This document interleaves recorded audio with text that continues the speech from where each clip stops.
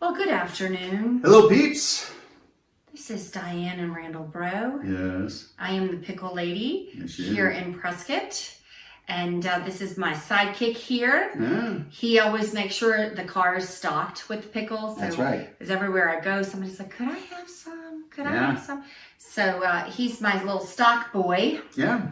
And make sure stocking the van with pickles. Right, he makes sure the inventory's up. He's like, "Are we down on pickles? Time for you to get." I don't do production. She does. I do all the production. She does production. I just stock the. He jars stocks in the van and makes sure. Yeah. Hey, I think you need to make some more. Yeah, and I'm like, okay, let me get right on that. Get right on that. But anyway. Pickle Lady. Pickle Lady. That's what that's all about. So if I see you, or if you come visit, you too will get some pickles. But we're here to talk about something interesting I had never heard of. I'm from the deep south. Yeah. It's called hauled water. Yeah, that's how we hauled. That's how we say it. Hauled. Yeah. Hauled. It's like hauled ass, except it's water. Right, exactly. Yeah. So hauled water, I'm like, so I heard this term, but it wasn't. I say hauled. Hauled. They say hurled. Hauled. I can't even say. We're not allowed to say that people in Arizona have an accent because we're not from here. Right. You know, we're the ones with the accent, but man, they say that really weird. It's not quite hurled. It's not quite haul. Yeah. I can't do it. It was like anyway. So somebody was saying I need to get some hold water and hold. That's it. Hold water. And I said I don't know what that is. They were like, don't you have the number? And I'm like, I don't. What is that? Could you say it again? And they kept saying it the way they were. Hauled. And I said, I'm so sorry. I don't know what that means. And then I said, could you spell it?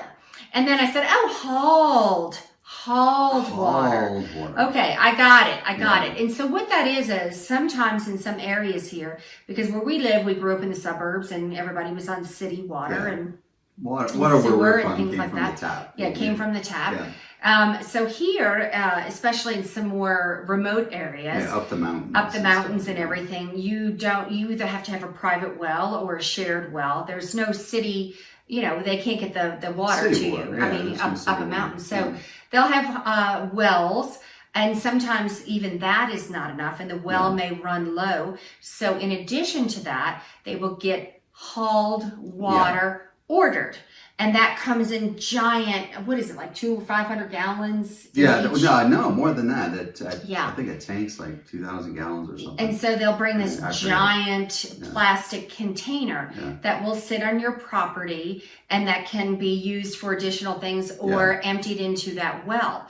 And that's another way to get that water there. Yeah, so it's literally driven in a truck. Yeah, and driven into they literally haul it. Yeah.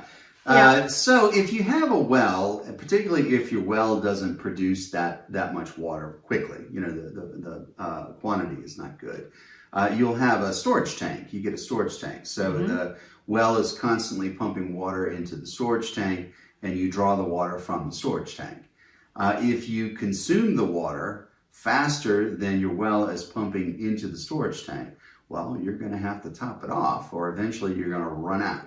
And that's hauled water. That's what they do. They'll come out and they pour the water into your storage tank. And it's like, I don't know, $300 or $400 to have the water hauled out. Right. And we looked at one house in particular, had 2 storage tanks.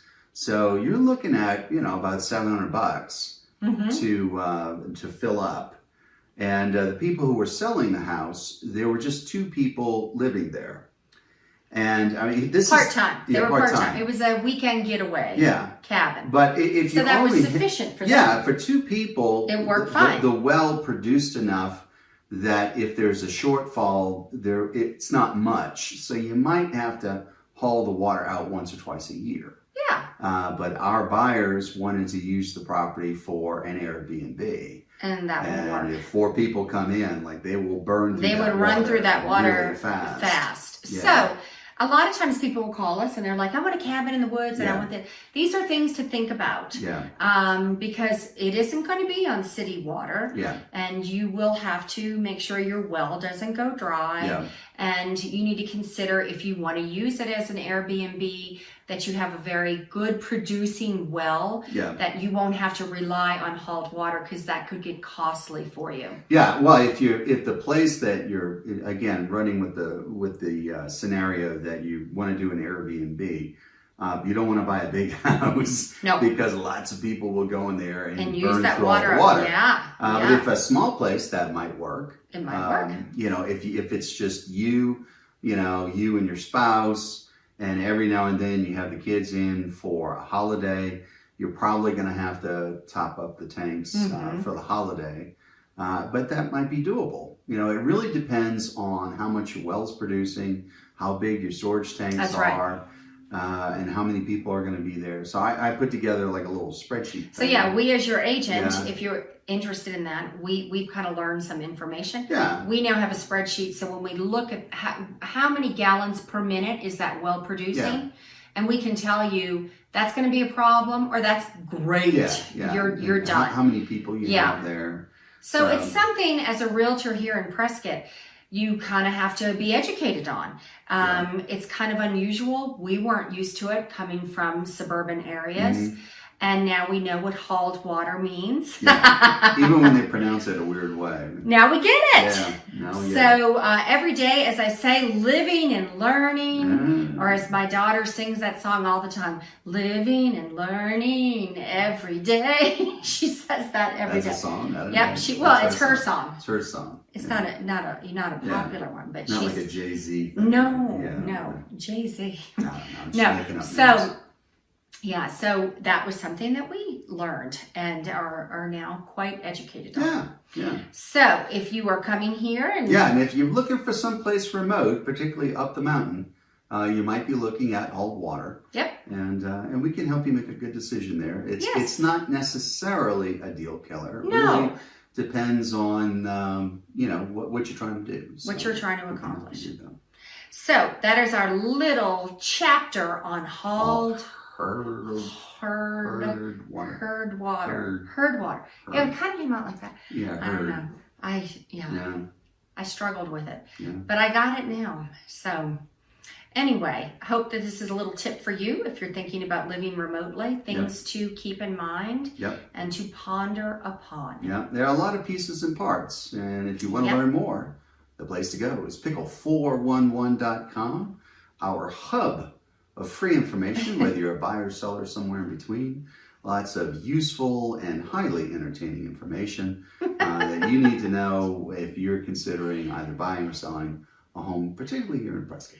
Some people may argue with that about being entertaining, but some people may not agree.